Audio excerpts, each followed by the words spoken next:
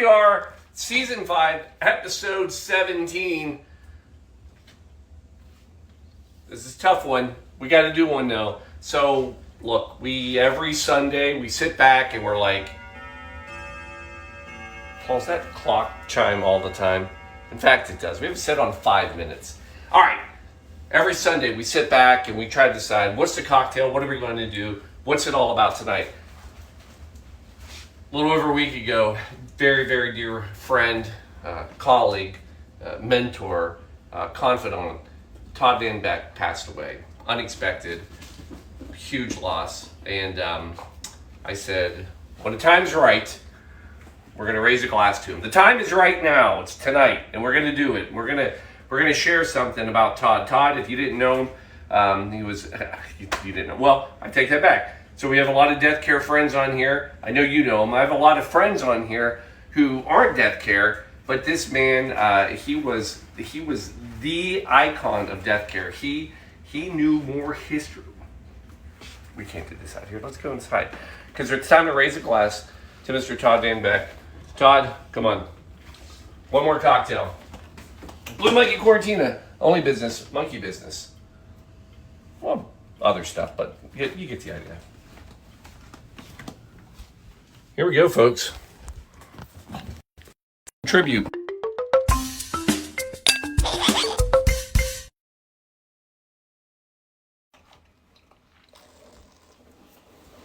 Are we live? We are live. I know we're live. I can see the camera. All right, folks, here we are. Blue Monkey Quarantina. How about Todd with us? Oh, yeah, we got Todd. Thank you. Oh, here, hold on. I'll put him in the skewers. Oh, perfect. How's that? You don't want him cockeyed though. Oh, geez. Sorry, Todd. There we go. All right. We didn't rehearse. I mean, I'm not going to lie to you. We never rehearsed. 8 minutes. Todd, you may have gotten 9, but you didn't get much more.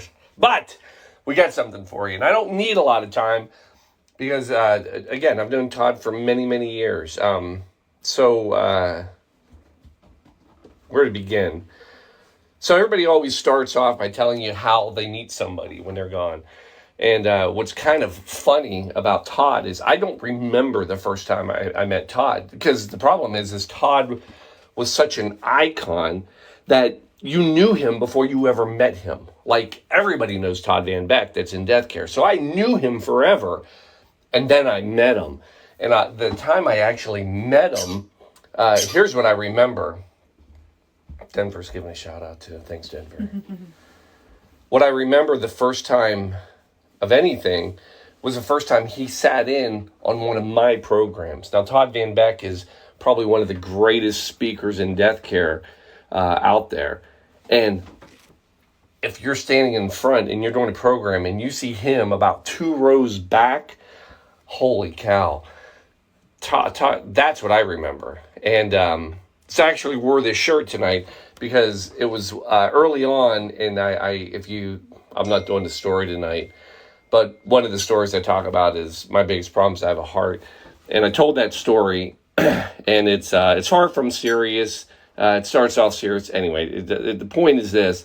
When I got done with the program, Todd came up and he said, God, Paul, you had him in the palm of your hands, and my God, you just nailed it. And I'll never forget him saying those words to me. And over the years, he sent me letters. Again, for all the people out there that were friends with Todd's, he was so much more than a friend to everybody. He was such a confidant, a mentor, a colleague. So anyway, I wanted to do a cocktail for Todd tonight. Immediately people said, Paul, here's what he drank. I know what he drank too. Canadian Club. He liked his double of Canadian Club with some Sprite.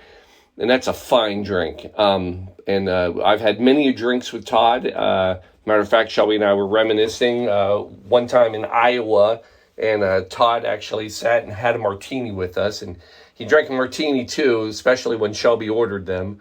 And so anyway, so if you want to have a Canadian Club right now and raise a glass, go right ahead. You're allowed to have that while we go through. But I think there's more to honor Todd. There were so many facets to Todd, but I'm going to give you 2 that I'm going to focus on tonight. 1, history. my God, was he the historian. And not just of deathcare. The man knew so much. It was unbelievable.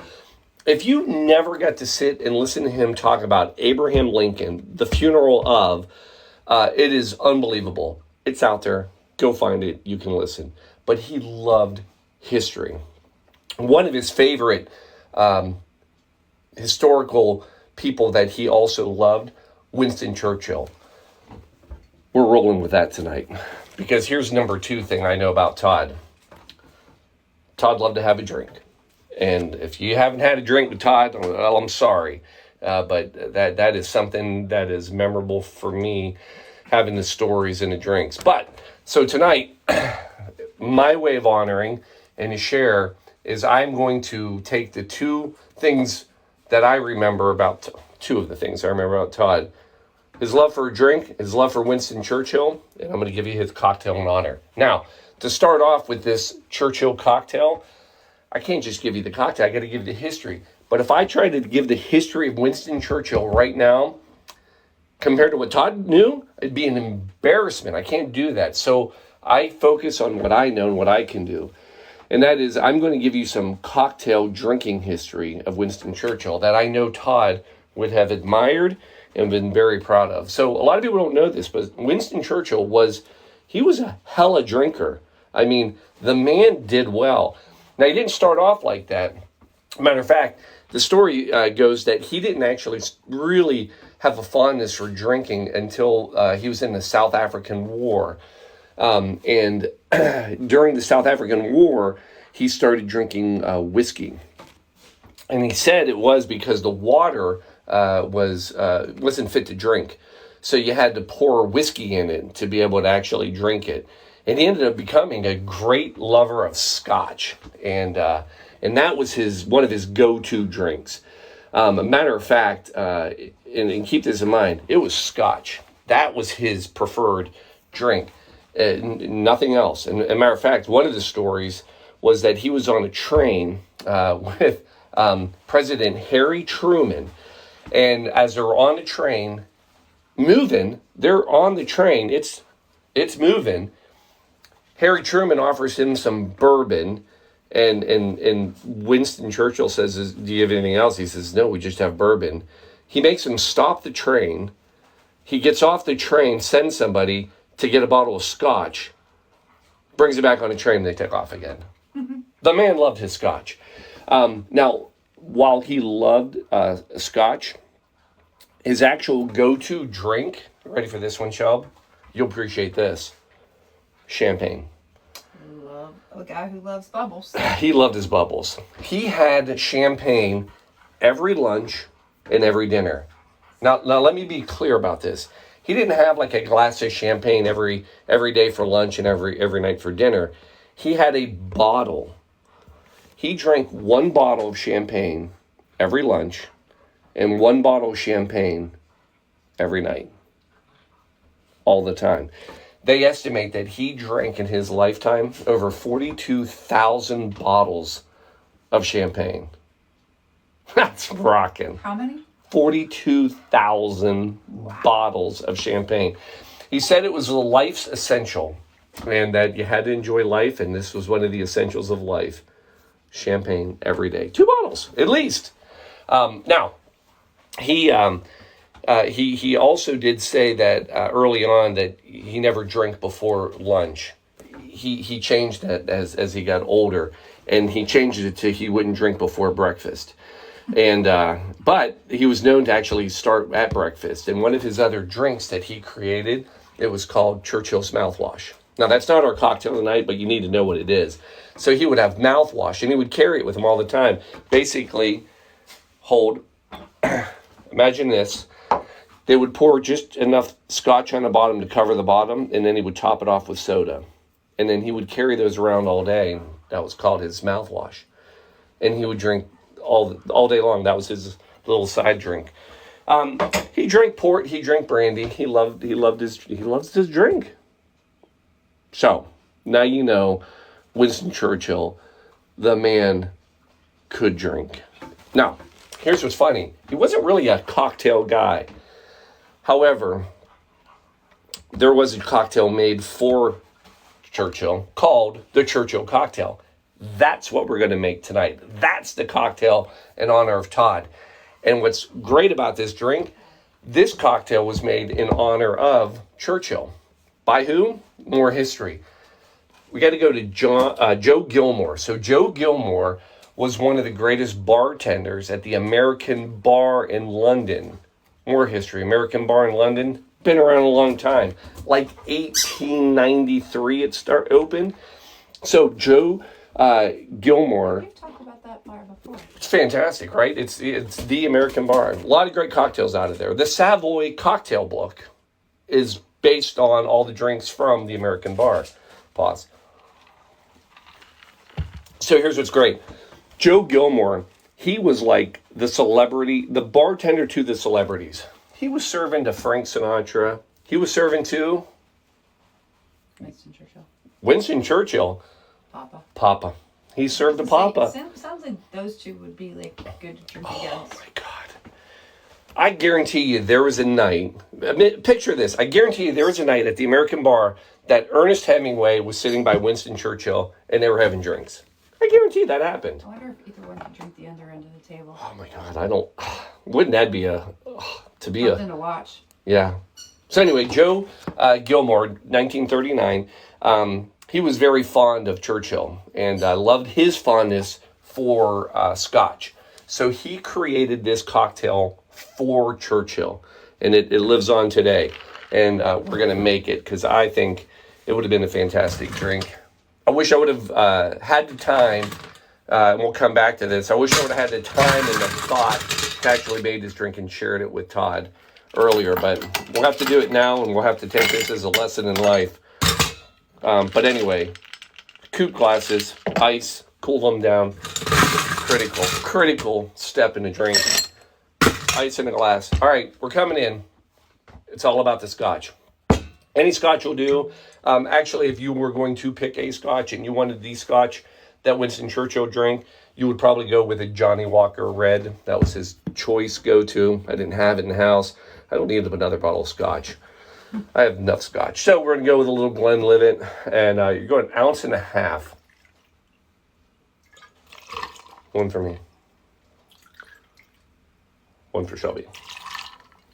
All right, so you get your Scotch.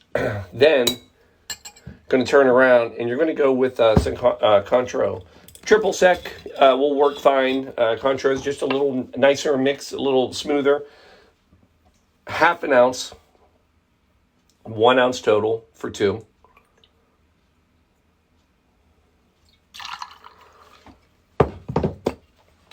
Then we're going to come in with, oh my gosh, all this work. Limes. Forgot limes. No, I'll go get them, but you have to talk to everybody now. Hold on, folks. Limes. I don't know that I do have to. You can be faster than that.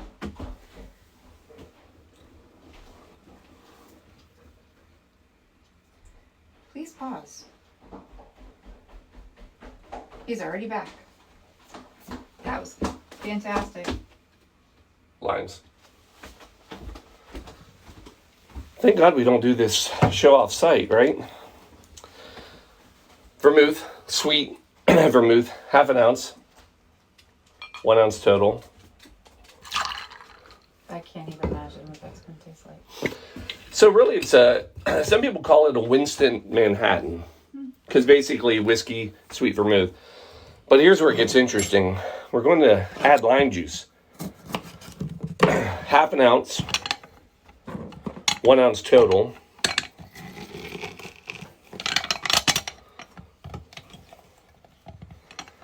Whoop.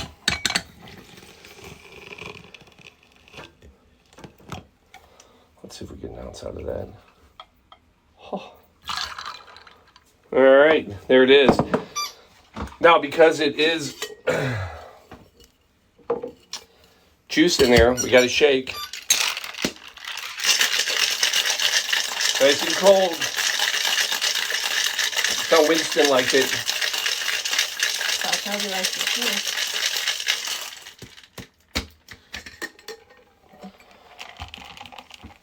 Now it gets easy. Coupes, empty. Turn around. Strainer. Straining.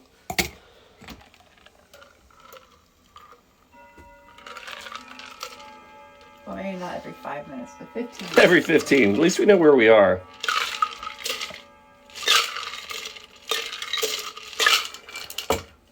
Garnish.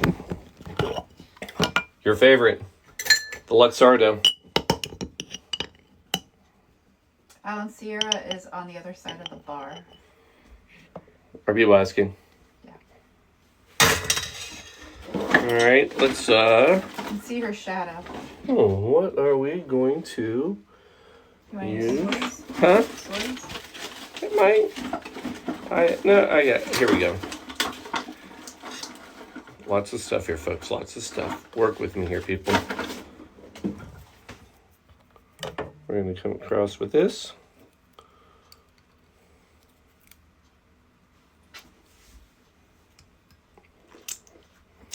Folks, there it is. That is your Churchill quarantine cocktail.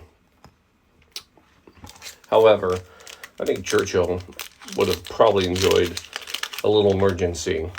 He could have used this. That would have made that water tolerable in the South African War in like 1899 or so. We'll just do a little that and that. Emergency! South African War. Should have been there. All right. Now, first we try it.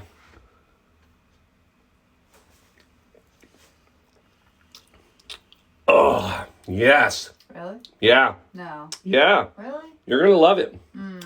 Shelby's not a Scotch fan. Nor am I a Sweet Vermouth fan. Yeah, together, that lime The only juice. thing I got going for me is the lime and the Cointreau. I'm going to tell you what, this is going to be, it's going to be a new favorite. All right.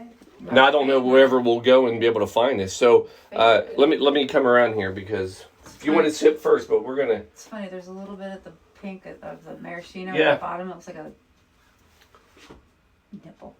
There you go. Well, the coupe glass is rumored to be molded off of Marie Antoinette's breast. So, more history. Cheers, right here. It's like a very irritated one.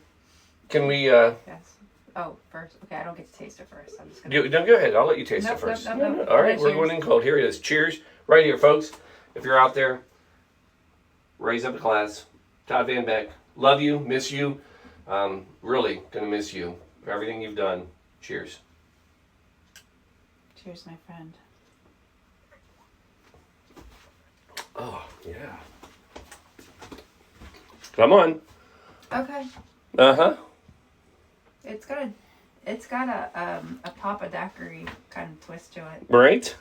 Mm-hmm. It's not bad. Mm-mm. It's a good little drink. Mm-hmm. The Churchill. Right there. Yeah, it tastes like a Hemingway Daiquiri. Well, I mean, Joe, the bartender, obviously knew what he was doing. I mean, he's serving up the greats.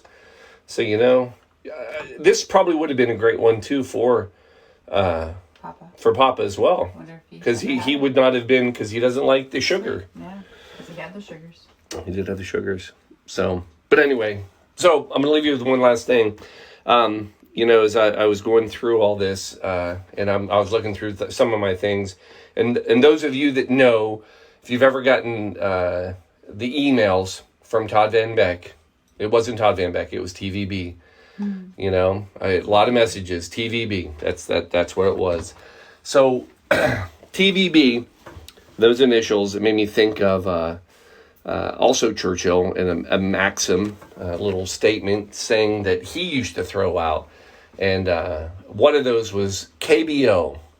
That was a Churchill maxim, and it meant keep buggering on. That was, by the way, not a polite thing to say, but he said it, and it was meant to go forth, keep fighting, keep the spirit, charge on. And I think it's fitting for Todd and for all of us, because I think in life, especially in tragedies and things like this, sometimes we forget. And I think most people will always tell you, you have to KBO, keep buggering on, keep fighting, keep moving forward, keep going to the next day. Churchill, he started every day by saying KBO. he ended every phone conversation with people by telling them, KBO, keep buggering on. So, for Todd, for everybody out there, Shelby, one more. I'll leave you with this. KBO. KBO.